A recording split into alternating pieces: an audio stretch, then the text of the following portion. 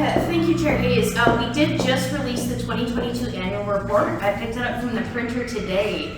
Yes, Deputy Director Commerce got one there for you too. So something that's new in this report is the same data that hadn't appeared in previous annual reports, and so it's something that's new to the 2022 report. So this is a sneak peek. This is an advanced copy.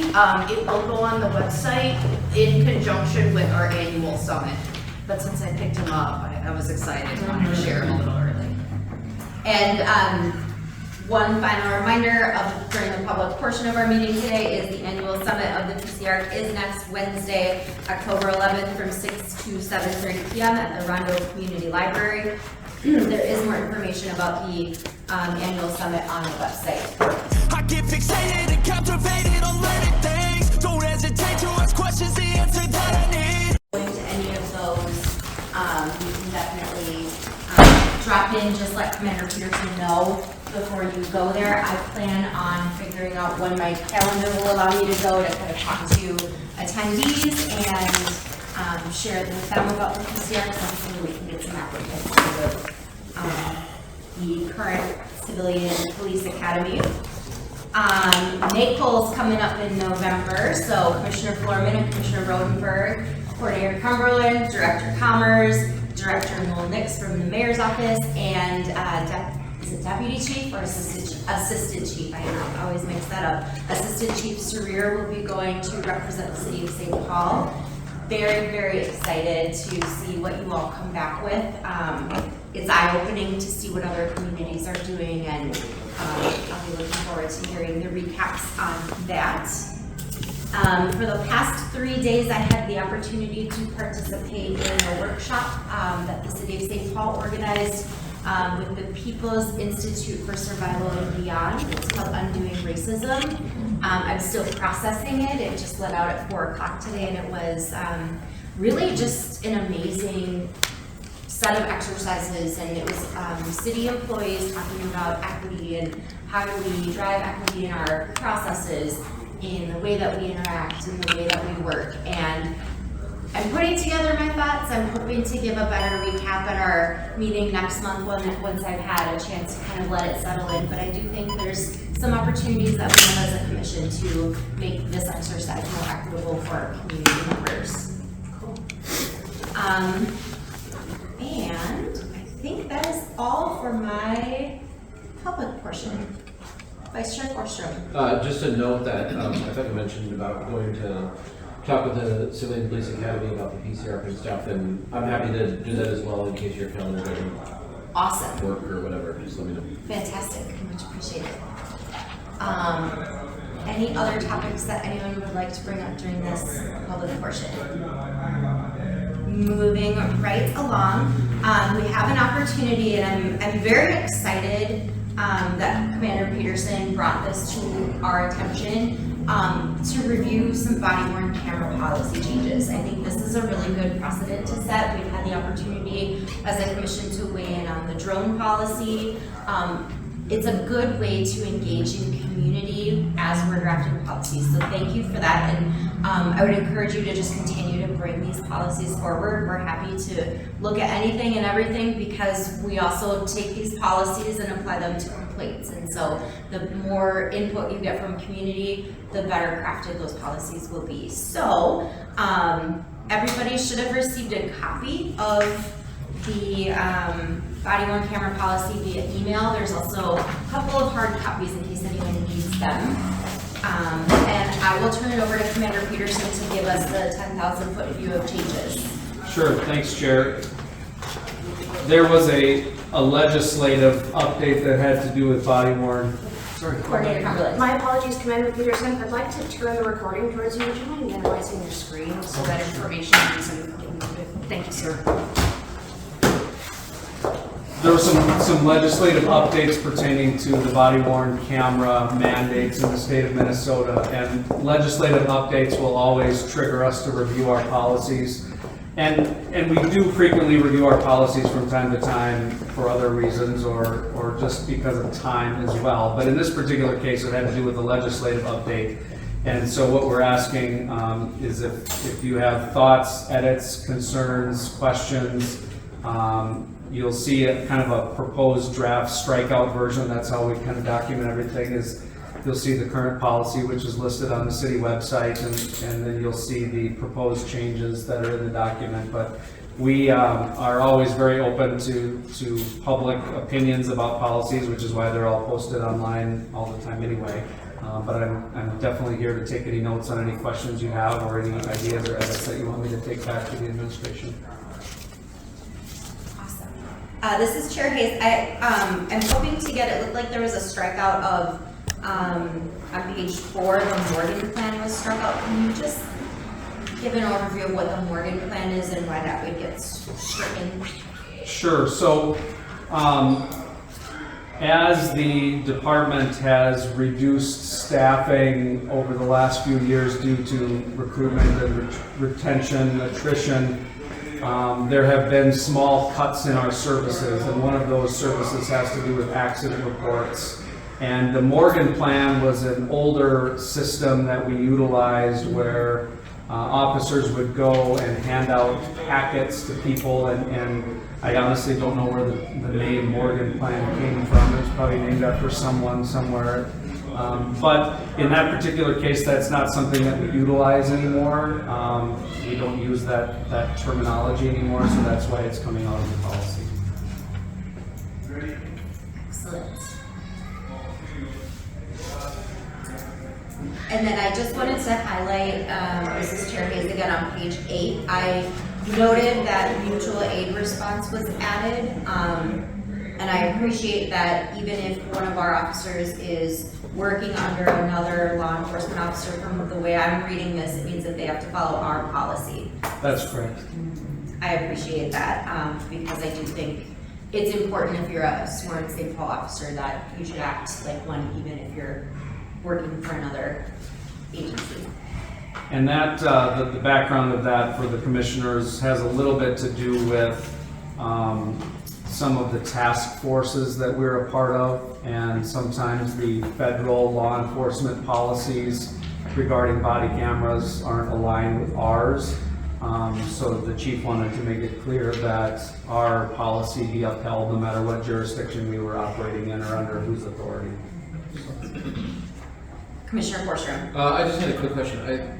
I might have missed it in here. I know there's a distinction about being in uniform or wearing clothing identifying them as working with St. Paul Police when they are wearing a BWC. If they're not undercover, obviously, but can they be in plain clothes and wear a BWC still? So the designations that you're referring to are full duty uniform, which has a couple different configurations. There's the traditional configuration where you wear a big belt around your waist and you have a traditional shirt, and then there's a different configuration where you wear a large vest that carries your gear. Those are both our duty operation uniforms. Those both require BWC. The plainclothes officers and units, that is kind of a unit by unit, case by case basis, depending on what types of tasks that they are involved in. So some of those units do wear the body cameras regularly when they're speaking with people, and some do not. And that is case by case dependent on the investigative unit or the duties of that person. Got it, okay. Thanks. So they can wear them, but sometimes they do not, depending on their assignment. Is kind of the short version of that answer. Understood, thank you. And the legislative changes mainly pertain to releasing body-worn camera video, and our policy was pretty well aligned with those changes before they went into law. However, we added that in, you'll see on page 22, so that it closely aligns with the new language of the state.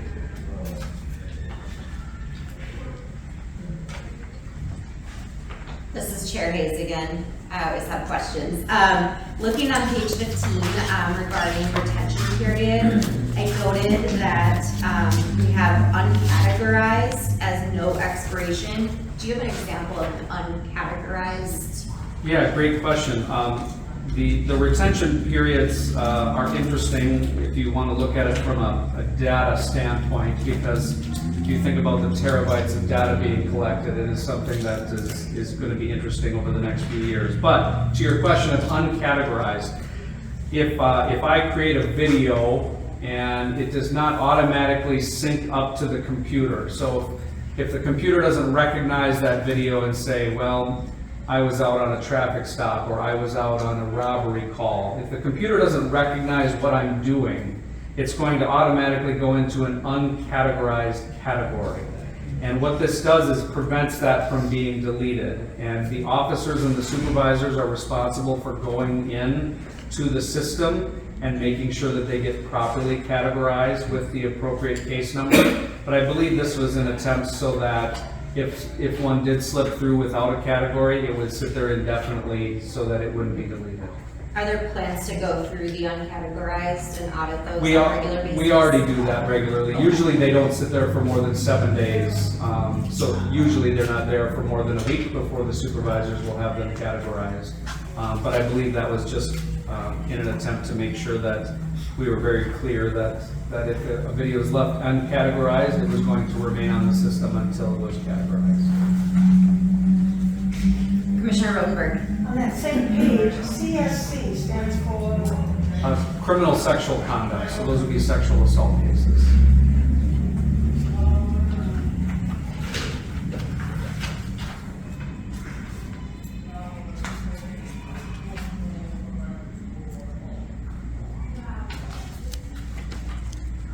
I'm gonna leave it open for a few minutes just to let people continue to flip through.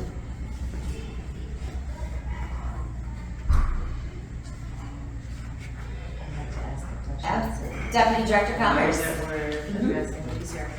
Jake, I'm just wondering on page 3, G, it says BW, I should put my glasses probably there. BWC modes of operation, and then number 2, paragraph 2, G2, it says must typically be worn in this mode of operation.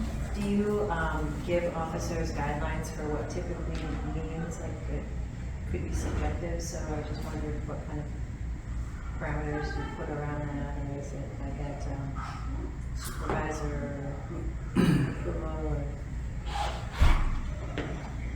So yes, there are parameters in place. So when a BWC is on your body, it's going to be on anytime you're outside of a police building. So it's going to be buffering anytime you're outside of a police building. Officers are required to have that 30-second buffer on their video, or it would be considered a delayed activation or a late activation. So those guidelines are clearly in place. The only thing I can think of with this would be there are instances where we have officers leaving the office and they're engaged in an incident immediately upon exiting a building. And sometimes there are buffers that are 5 seconds or 3 seconds because they are engaged in something right outside the back door of one of our buildings. But that's a good question. I'll definitely look into why that language was added in and what the background was for that.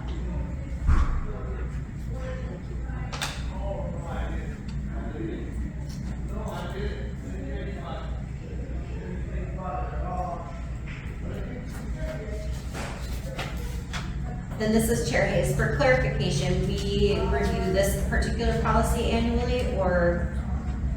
No, Just for I legislative? don't think we have any that are set to automatically review. Policies are constantly being reviewed, not only by us, but by all of the command staff and deputy chiefs, and any level of department, including officers, are allowed to push forward suggestions if they see something that's outdated or something that needs to be updating. So at any given time, we'll always have policies that are circling around for potential review. But this one did come up at this particular time because of the legislative updates. Thank you. Commissioner Forster. Yeah, so just a clarification on section 16 of department cell phones.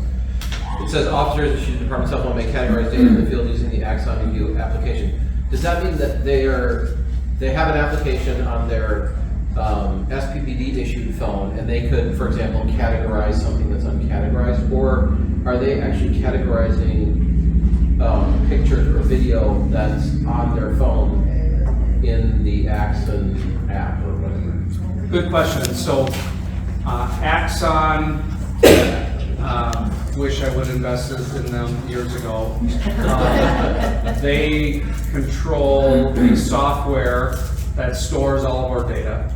They also obviously control the body-worn camera systems and now our in-car camera systems. So all of these systems are now linked.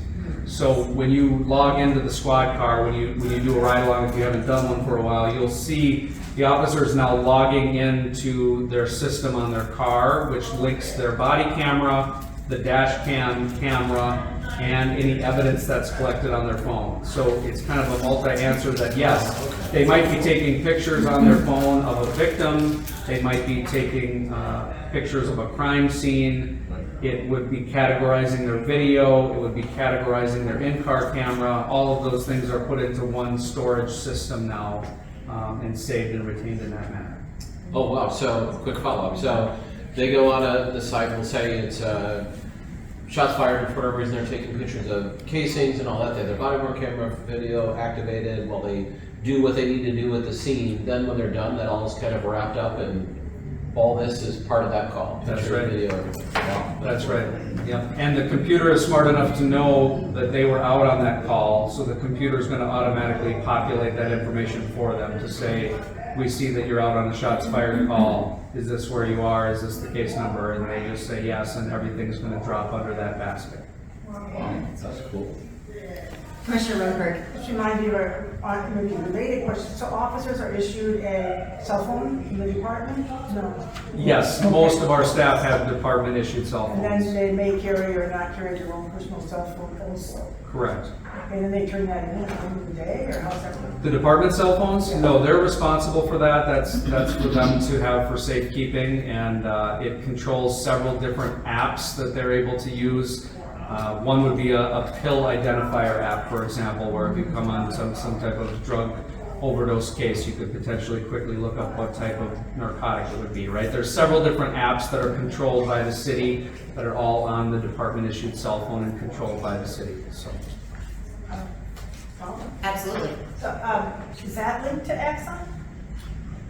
Their department cell phone? Yeah, did you say this? They can log into the Axon app from their cell phone, yes. So if they go to a call that doesn't automatically link their video, they can now categorize their video right from their cell phone. And on the, this is Chair Hayes, on the note of the app, right, when we get our Axon notifications of here's the case, will there, now that they're linking, will we now see the photos that were taken in addition to the body-worn camera, or is that based on what's included in the investigation? So it's still a new system, so I don't know the exact answer to that yet. We're switching over from our old database to the new one, so I don't know exactly what's all linking. I know for some officers, all of that's going in, but I know it's been kind of a slow turnover, so I don't know the exact answer to that. Okay. That would be a good follow-up, so that next time we log in, if we wind up seeing additional things, we know where it's coming from, why it's there, and if, you know, if something's missing also. If we're supposed to see it and we don't, then we can close that feedback loop to you as well. Any further questions, discussion? Thank you. Yeah, thank you. Yeah, thank you. And this is far from being finalized, so if you read it later and you have another question or have another suggestion, make sure that you fire it off to me, because we'll be working on it, I'm sure, for the next month before it becomes finalized. So. And out of curiosity, are there any other public forums that this policy will be shopped around at? Generally not, no. If it was a substantial change where we were talking about a major shift in what we're doing, then yes, the chief would want those types of forums. But our policy is already pretty restrictive, I would say, compared to most police departments. We mandate the body camera on every call that you go on, right? And so if we were making a big shift where now suddenly we're not requiring video on a bunch of different calls, that would be something where I think community forums would be warranted. Excellent. All right, I appreciate this opportunity to review this in advance. Next item on our agenda tonight is to get an update from the SPPD. Commander Peterson. And just a couple of quick notes. The The Civilian Police Academy is underway, and that did start last week. And as mentioned before, and I think you mentioned, if there's a night that you would like to go for 1 hour, 2 hours, 3 hours, just let me know, and we'll make sure that that will get you in. You know, those are held at the Rowan on Wednesdays. And so if you see an event that you missed or that you want a refresher on, you're welcome to do that. Just let me know so I can give them a heads up ahead of time.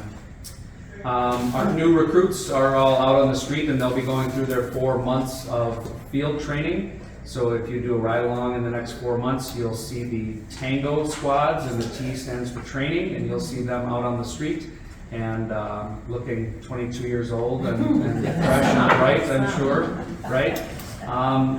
And then lastly, I know that the chief is working hard on a new downtown project with the Office of Neighborhood Safety that he's really excited about, and hopefully there'll be more to come on that coming up. And that's trying to engage the whole enterprise in the city with trying to help some of our folks downtown. So that's all I have for you tonight. Thank you. Any questions for? All right, we'll move along to the Hero Department report. Deputy Director Commerce. Thank you. When Jake says the enterprise, you all know that what he's referring to? I'll tell you what he's actually referring to, every entity, all the city departments. So the mayor's really focused on getting us to think beyond our silos, right? Not just Jake, but our department, the whole department. I mean, we think about when it snows and there's a snow emergency, even in City Hall, we've said public works, snow emergency, and the mayor says, no, it's the cities. Each and every one of us are responsible. So what Jake is talking about is there's really a deliberate effort with Chief Henry and Director Blakey in the mayor's office to really shift how we're providing service throughout the enterprise downtown. So, the Hero Department, let's see. We have a budget presentation coming out on the 25th of October. I think I've already told you, but just a reminder, we only ask for 1 additional staff member in the department. Quite often, departments will ask for many and take what they get. And with all the turnover we've had with our leadership, Deputy Director Ledger and I made the very focused directive that we would just as a team focus on continuous improvement and focus on really filling all the vacancies that we had. So with that, we just hired Pachia Yang as a labor standards investigator, I think about a month ago. She was presenting at the city council with me today, pretty exciting. Brett McCoy also just started on our contract compliance team. And we are also interviewing for the accessibility coordinator. That's another position that's on my team, my and Sierra's team. And that person really acts as a bridge with the city on our ADA compliance and our language access compliance, and with getting us to do better as an enterprise, as Jake just said. I love it. We've already talked about the annual summit. We're going to talk more about that. On the human rights side of things, we have a contract with the Equal Employment Opportunity Commission, the EEOC.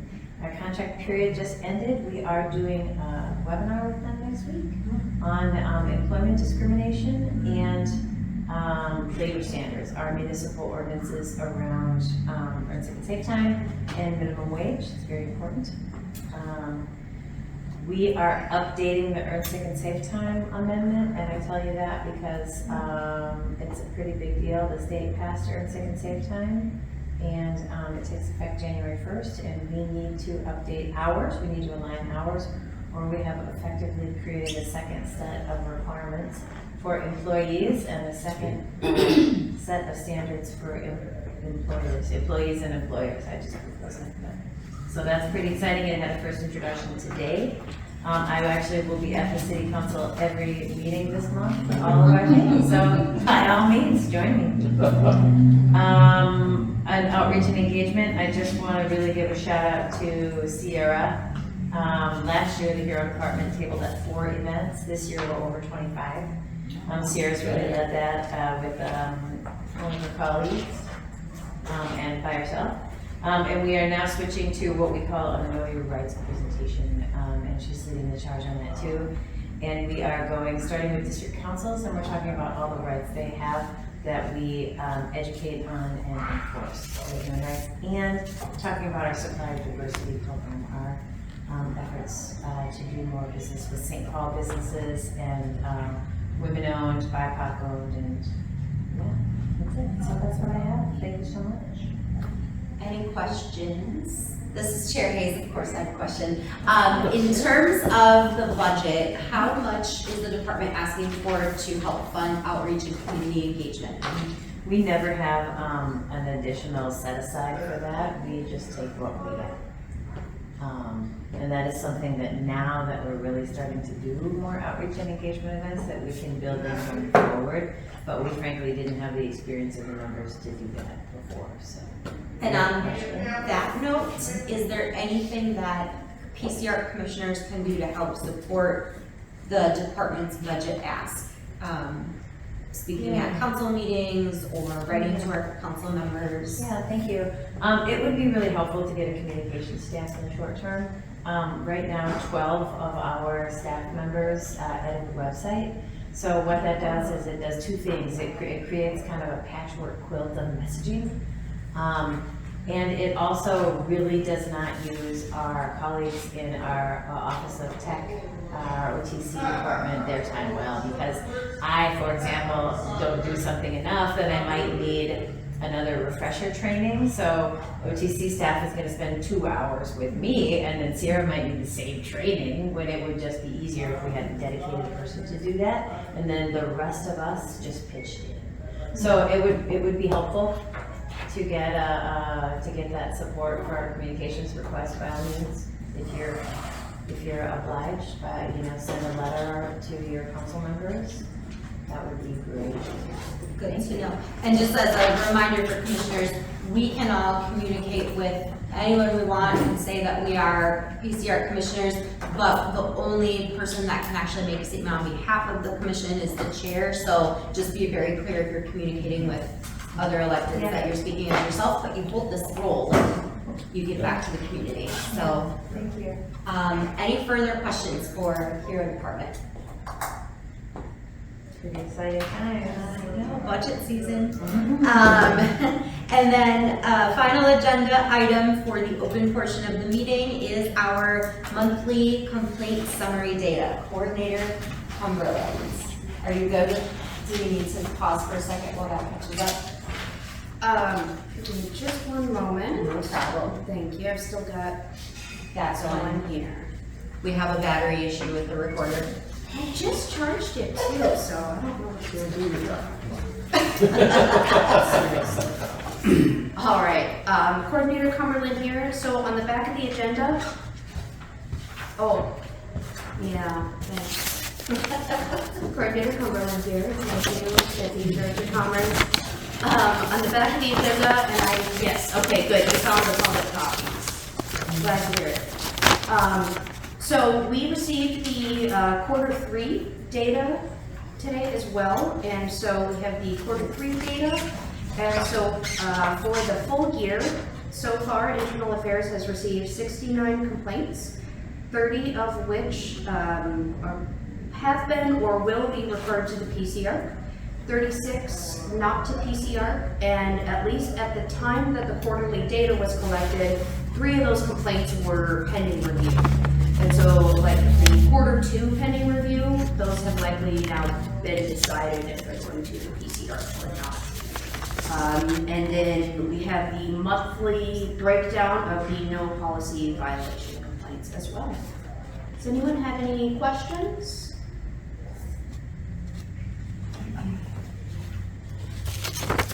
It seems, this is Chair Hayes, it seems we had a couple of seeking resources in September.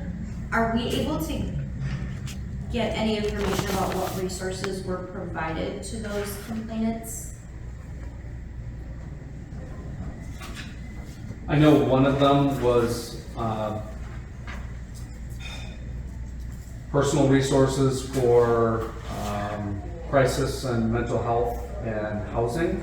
and the second one was of a similar nature, I guess. So that's, I would say generally that's the type of resources that we would provide for folks that are looking for those types of additional help within the city. So. Commissioner Forsstrom. Thank you, Chair Hayes. Now that we're seeing this information, really consistent format, all that stuff, I'm wondering if it would be helpful just to remind us every once in a while, or for the public, if we could get an idea of, on average, right, so I understand that there's going to be some min-max in here, but on average, how long from when a complaint comes in to when it's resolved? Some I know get investigated really quick and they get to the PCR quick, and some require more time, but it'd be helpful to just understand, since we know that some will span 1 or more months, if we know that on average they generally take 3 months or 2 months or whatever that is. That might be a helpful metric for us as we just look at the data, since we can't revisit the cases once we're done with them. Commissioner Florman. The Q3 math isn't mathing for me. So that's concerning. 25 complaints, 11 plus 3 plus 1 is not 25.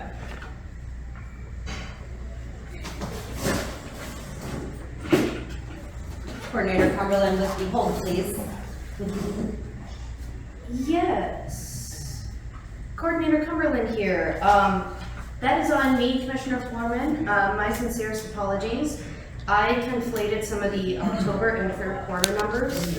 So, I think, yeah, okay. So, for Q3, complaints 25, to PCIARC 11, not to PCIARC 13, 1 pending review. I missed the 1 in front of the 3. Thank you for catching that. My apologies. I will be sure to correct that on the agenda for the website.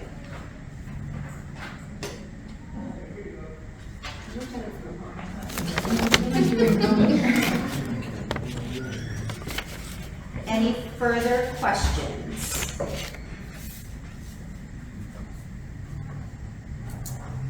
All right.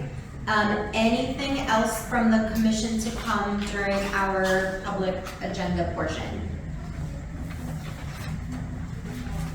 Any comments from members of our public in attendance? Just real brief, thank you for putting the video on there. I seen that you put the last video up. And then I did have a question. What factors determine if an internal affairs complaint goes to be reviewed by the PCIARC, I guess? Excellent question.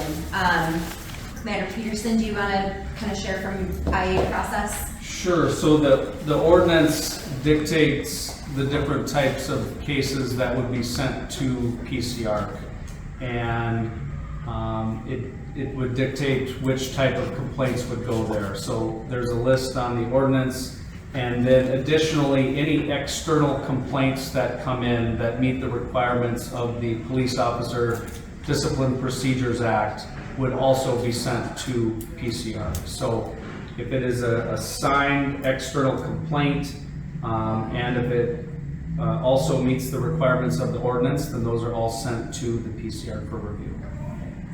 Did I cover that, I think? Deputy Director of Commerce. Yeah, may I just add to that? I had some of those same questions when I started the department just over a year ago, and so that's why Commander Peterson has been really great in providing the information for Coordinator Cumberland. That's why we break it down like that, just exactly so the public can see where those cases are going.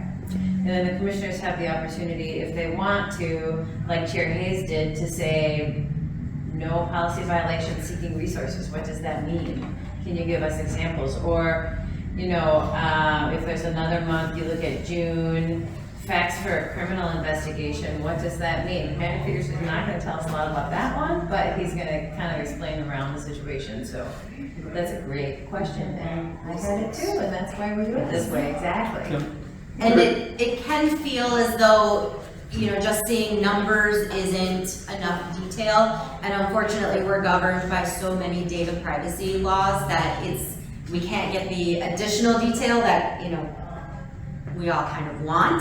But this is by far, heads and tails above where we've been in terms of the numbers that have been published previously. So thank you to SPPD for being as transparent within the laws as we can possibly get. Commissioner Rodenberg. Just a question, maybe you could tell our guest here where to find those laws that you mentioned. I'll get it for him. They're in the annual report. No problem, Jake. I was gonna do that for him. Yeah. Coordinator Cumberland. Yeah, thank you, Chair Hayes. We did just release the 2022 annual report. I picked it up from the printer today. Yes, Deputy Director of Commerce got one there for you too. So something that's new in this report is the same data that hadn't appeared in previous annual reports, and so it's something that's new to the 2022 report. So this is a sneak peek. This is an advanced copy. It will go on the website in conjunction with our annual summit. But since I picked him up, I was excited to want to share him a little early. And one final reminder of during the public portion of our meeting today is the annual summit of the PCIARC is next Wednesday, October 11th from 6 to 7:30 p.m. at the Rondo Community Library. There is more information about the annual summit on the website for PCIARC. Any further, Coordinator Cumberland. My apologies, Chair Hayes. I've printed some extra flyers for folks, so please do take those and share them with your networks. This is an updated one. We did get confirmation that Mayor Carter will be present, and so this is the updated flyer. So please spread the word far and wide. All right, if there is nothing else to come before us during the public portion, the public portion of PCIARC on October 4th will adjourn at 6:39 p.m. All right, let's take